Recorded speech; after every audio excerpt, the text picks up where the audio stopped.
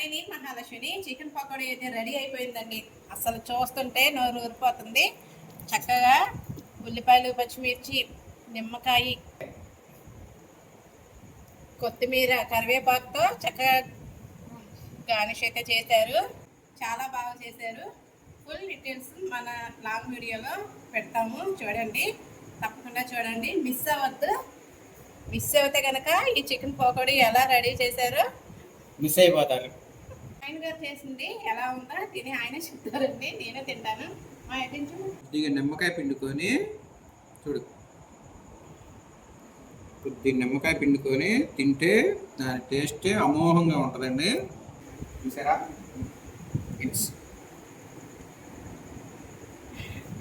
పెట్టకుండా తినేస్తున్నాను అనుకో మాకండి. మీరు గుద్దోళ్ళు ఉంటారు, మేము గుద్దోళ్ళు ఉంటాం. చాలా బాగా చేశారండి.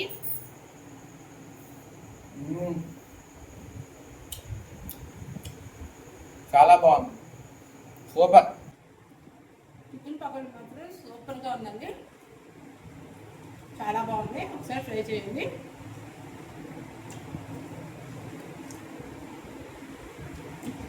సూపర్. లాంగ్ వీడియో మిస్ కాకుండా చూడండి. వీడియో నచ్చితే లైక్ చేయండి, సబ్స్క్రైబ్ చేయండి.